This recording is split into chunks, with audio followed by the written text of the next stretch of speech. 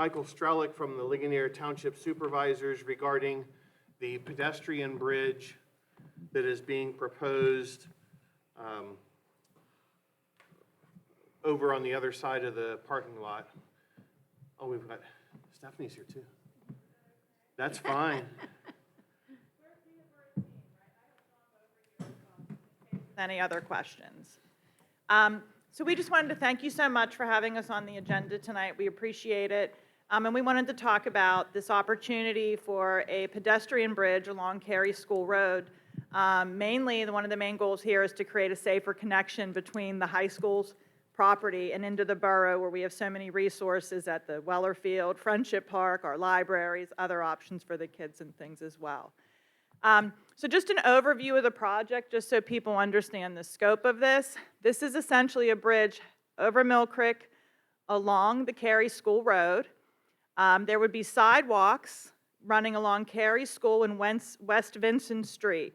So if we think about the back of the high school when people leave, connecting and having it be walkable from the back of the school's property along Cary School, over the bridge, sidewalks connecting to West Vincent, and then up to Walnut Street, where there's the existing sidewalk system that picks up there near Holy Trinity.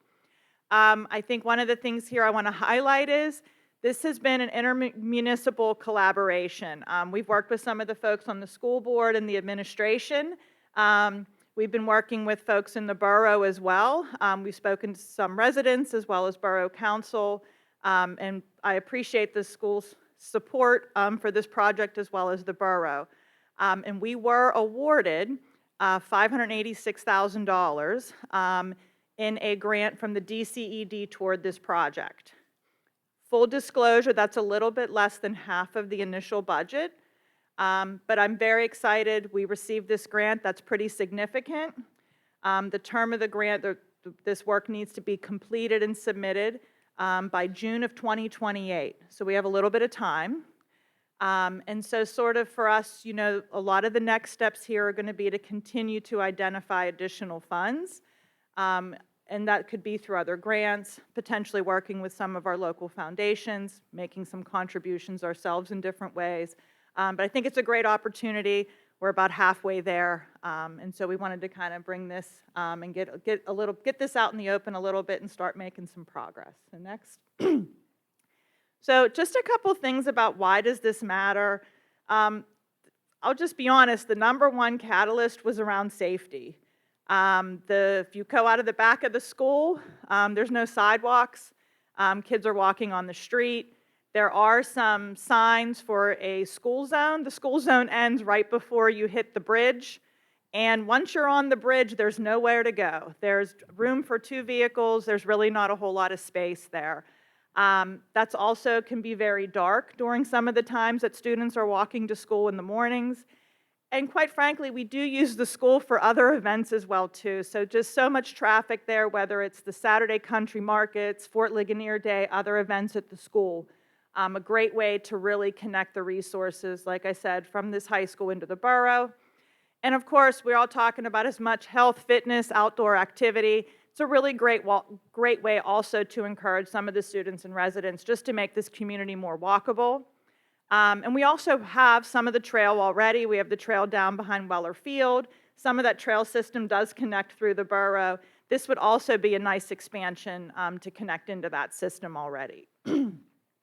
Just a quick map if you guys want to take a look behind you. I'm sorry, I'm trying to limit how much we're printing this guy out. If you start from 1, just to orient you, that's out the back of the high school. The second arrow, just to orient you, that's where that bridge would be. And you'll see the third arrow is taking that down to the intersection there at Walnut Street, where that would cross over and then connect into the existing sidewalk. Just a few pictures here to give you a little perspective of anybody, and that's kind of coming out the back of the school and then into town. So there's a few homes that would be impacted along the street there with some of that sidewalk. And then just to give you an idea of the style of the bridge, if anybody's not familiar, this is the bridge that's on the walking trail at Weller Field, behind Weller Field. And we would be looking at right now a similar style bridge. Of course, we'll be working with engineers, with our engineer, and trying to understand the most cost-effective. We're going to consider maintenance aspects, et cetera. But this isn't just an interesting picture to show you sort of some of the challenges or to reduce some of the potential permitting costs to keep as much of the construction out of the water as possible. And you'll see where this bridge really sits on the foundations to either side. So we just wanted to share that with you guys. I wanted the opportunity. We have some time, but I think this is a great opportunity, so I would like to continue to work with the school district and the borough to try to continue moving this project forward and identify those additional resources to continue this work. Any questions for us? Okay, thank you so much. I appreciate your time. Thank you. And if anybody does have further questions, please feel free to reach out to Mrs. Werner or Mr. Buford down at the township office to get any more details. And if you have an organization that might be willing to help, of course, reach out to them as well. We have Nicole Cording up next, who's going to talk about motion E1525, which deals with our HMH curriculum.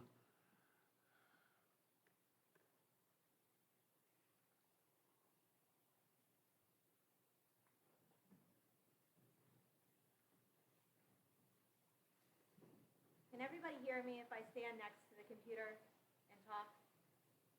Okay. So I'm here tonight to talk about our HMH Into Reading program.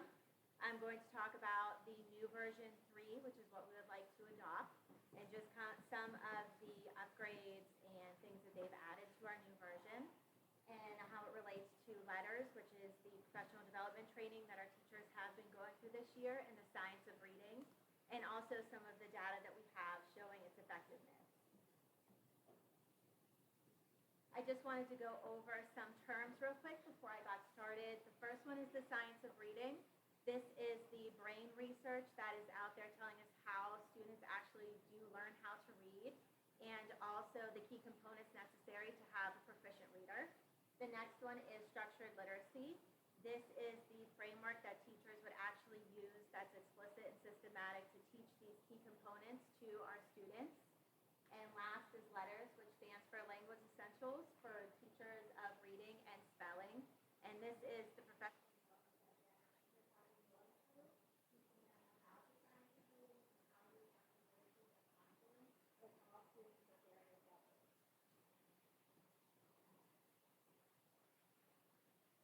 some things that you might notice or see if you look into the science of reading are these two areas. The top one is the tutorial reading, and that's exactly what it is. It's motion picture using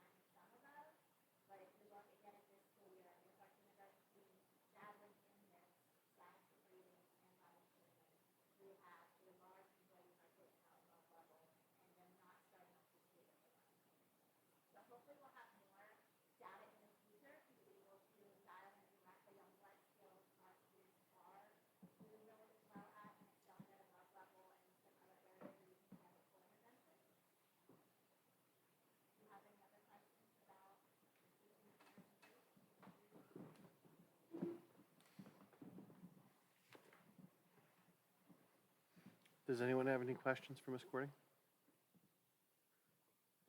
Thank you very much. We have an update on the Wellness Committee with Mr. Thays.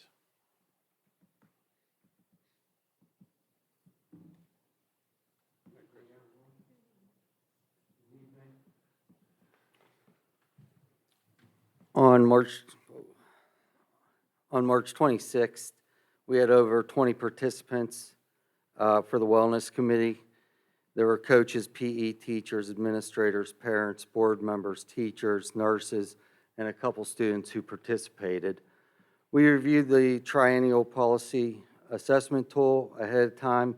There were minimal changes, updated links, and then Mrs. Brown also stated that we did not have to review the bullying or cyberbullying policy anymore. That would be done in a policy committee meetings moving forward. And then that took us into the additional comments through the general public and everybody who participated. So an overview of some of those comments that came up were labels on foods are all in compliance. Mrs. Bayes, the RK Mellon nurse, and Mrs. Davis, the middle school nurse, both stated that they'd like to see more protein, more of a farm-to-table option, healthier breakfast, because our district's at approximately 40% obesity with our children. Parents stated that cereal bars and muffins were not really good options for breakfast.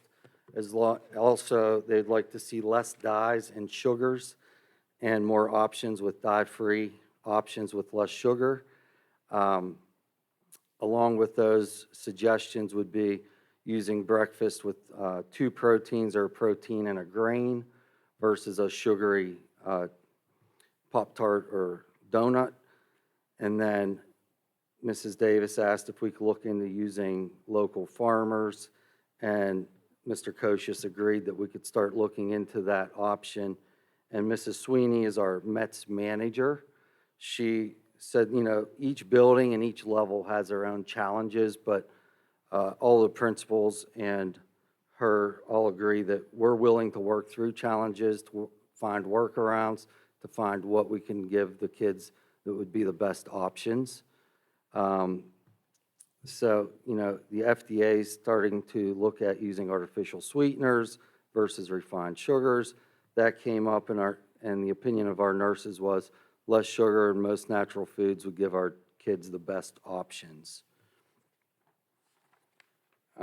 So in general, I mean, really, a lot of the talk was about the breakfast and having a healthier choices, especially in the elementaries. After the Wellness Committee meeting, Ms. Sweeney, the METS manager, reached out to the nurses, had a meeting, and started implementing a protein into the breakfast at least once a week, whether that's eggs, sandwich, yogurt, something of that nature. She is also reaching out to her district managers to see what it would take to start more of a farm-to-table in the district. And then she reported that all manufacturers like Kellogg's and General Mills next year are moving to lower sugar and no dyes for the 25-26 school year. Anybody have any questions?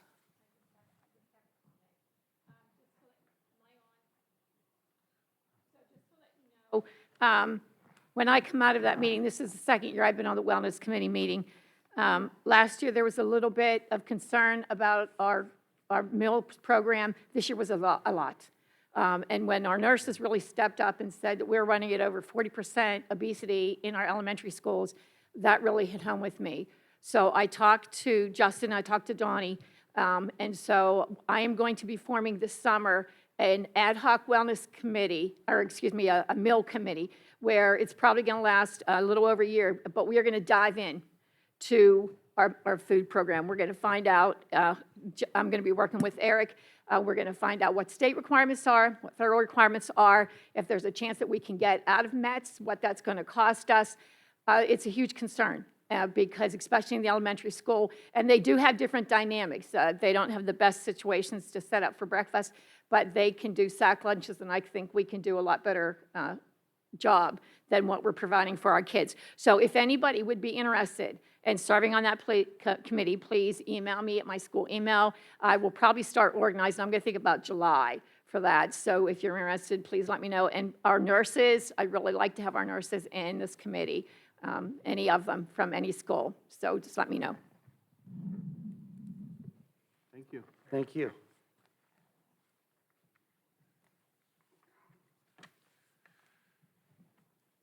That concludes our committee of the whole meeting. It is currently 6:29.